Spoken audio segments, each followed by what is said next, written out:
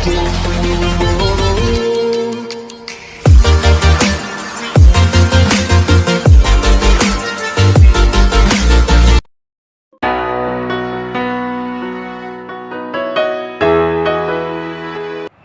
हमारा पहला टॉपिक था quick recap about natural number, whole number, integers.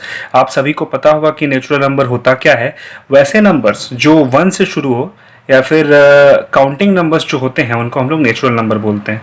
आप कभी भी काउंट करते हैं तो 1 से ही काउंट करते हैं, इसलिए all the numbers starting with 1 या फिर all counting numbers are natural numbers. Next आते हैं होल नंबर पे। होल नंबर 0 से स्टार्ट होता है, 0 से स्टार्ट होने वाले नंबर होल नंबर हुए। नेक्स्ट है हमारा इंटीजर। इंटीजर जितने भी नंबर्स हैं, जितने भी पॉजिटिव और नेगेटिव नंबर्स हैं अलॉन्ग विथ 0, उनको हम लोग इंटीजर्स बोलते हैं। तो ये हमारा क्विक रिकैप खत्म हुआ। अब आगे बढ़ते हैं। हमारा सेकंड टॉपिक है introduction to rational number. Rational number किसे कहते हैं ये अब आप समझ लीजिए। रेशनल नंबर को सबसे पहले तो हम पी बाई क्यू के फॉर्म में लिखते हैं। पी बाई क्यू के फॉर्म में होता है रेशनल नंबर। ऊपर वाला जो होता है हमारा वो न्यूमरेटर होता है और नीचे वाला डिनोमिनेटर होता है। तो पी बाई क्यू के फॉर्म में लिखा हुआ कोई भी नंबर रेशनल नंबर होता है। कंडीशन ये है कि जो क्यू है वो क्यू 0 के बराबर नहीं होगा, 0 से बड़ा ही होगा, तभी हम वैसे नंबर को रेशनल नंबर बोल पाएंगे। एग्जाम्पल देखिए 1/2, 3/2, 1/5 एक्सेट्रा। याद रखिएगा स्टूडेंट्स, वैसे नंबर्स जो p बाई क्यू के फॉर्म में लिखे जा सकें और जिनका q यानी कि डिनोमिनेटर 0 के बराबर ना हो, 0 से बड़ा हो, वैसे नंबर्स को हम लोग रेशनल नंबर बोलते हैं। अब रेशनल नंबर पॉजिटिव भी हो सकता है, नेगेटिव भी हो सकता है। ये सारा जो एग्जांपल मैंने दिया है वो है पॉजिटिव रेशनल नंबर। अगर इसमें मैं माइनस लगा दूं, -1/2, -3/2, -1/5, तो ये सारे क्या हो जाएंगे? Negative rational numbers. अब देखिए रिप्रेजेंटेशन मैंने ऑलरेडी बता दिया था, ये फिर से लिखा हुआ है यहाँ पे। रिप्रेजेंटेशन क्या होता है कि पी बाई क्यू के फॉर्म में रिप्रेजेंट करते हैं हम रेशनल नंबर को, जिसमें कि क्यू जो है वो 0 के बराबर नहीं होता है, तो इसको हम लोग क्या बोलेंगे? Rational number. फ्रेंड्स, हमारा टॉपिक 3 है proof of closure property of rational number. अब हम लोग आ गए हैं रेशनल नंबर के प्रॉपर्टीज में।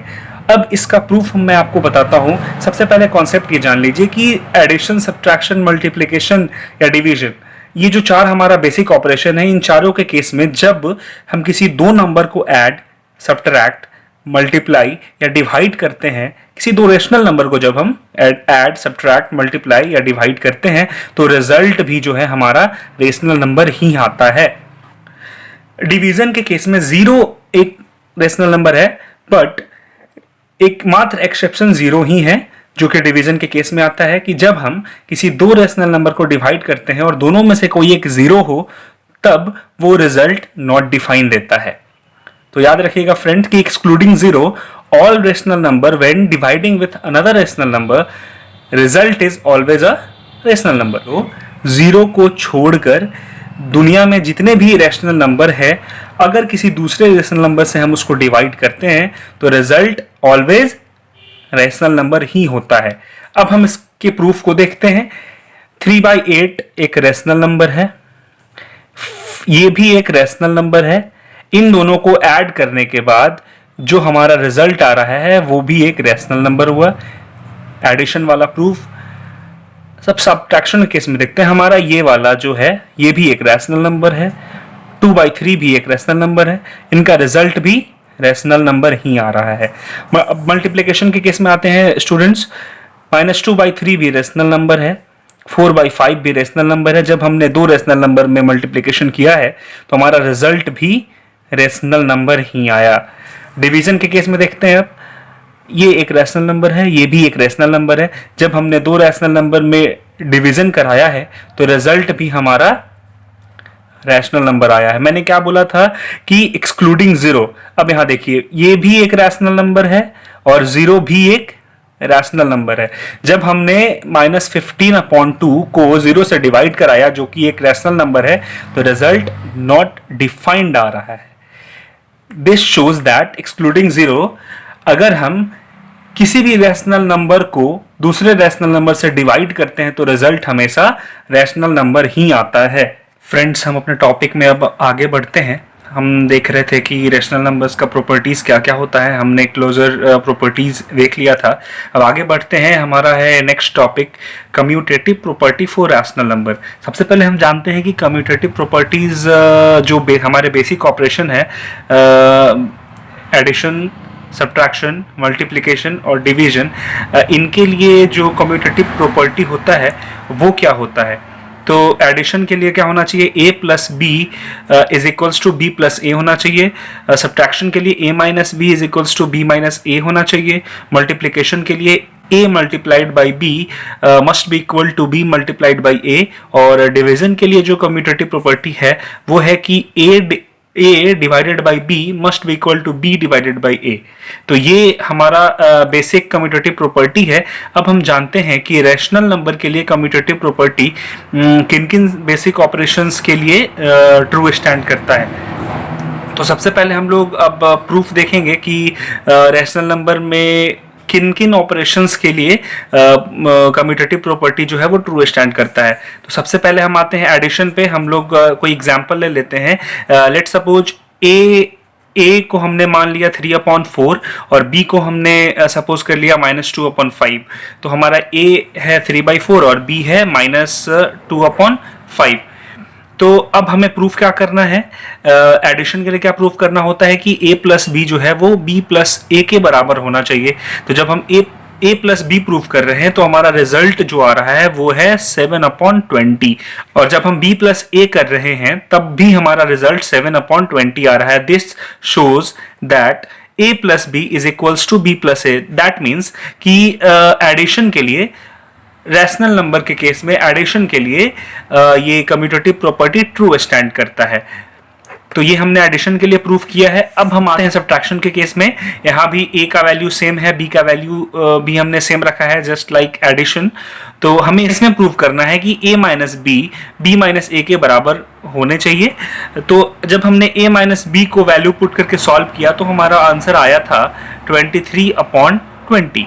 और सिमिलरली जब हमने b माइनस ए को सॉल्व किया है तो हमारा आंसर आया है -23/20, जो कि a माइनस बी के बराबर नहीं है। दैट मीन्स कि 23/20 इज नॉट इक्वल्स टू -23/20। और hence what result we get? The result is a minus b is not equal to b minus a। और ये क्या शो करता है? This shows that commutative property does not stand true for rational numbers in case of subtraction। तो students, हमने addition और subtraction के case में commutative property for rational number proof करके दिखाया आपको। अब हम देखेंगे कि मल्टीप्लिकेशन और डिवीजन के केस में कम्यूटेटिव प्रॉपर्टी क्या स्टैंड करता है। अब हम देखेंगे कि मल्टीप्लिकेशन और डिवीजन के केस में कैसे हम कम्यूटेटिव प्रॉपर्टी को प्रूफ कर सकते हैं। अब मल्टीप्लिकेशन के केस में हम देखते हैं, हमने a को लेट किया है 3/4 और b को लेट किया है -2/5। और मल्टीप्लिकेशन के केस में हमें प्रूफ करना है कि a multiplied by b must be equal to b multiplied by a। तो जब हमने a मल्टीप्लाइड बाई b को सॉल्व करा तो हमारा वैल्यू आता है -3/10। सिमिलरली जब हमने 2 मल्टीप्लाइड बाई a को सॉल्व करा है तो हमारा रिजल्ट आता है -3/10। दैट मीन्स कि दोनों वैल्यूज हमारे बराबर है। a मल्टीप्लाइड बाई b का वैल्यू और b मल्टीप्लाइड बाई a का वैल्यू सेम है। इसका मतलब क्या हुआ कि commutative property stands true for rational numbers in case of multiplication as well.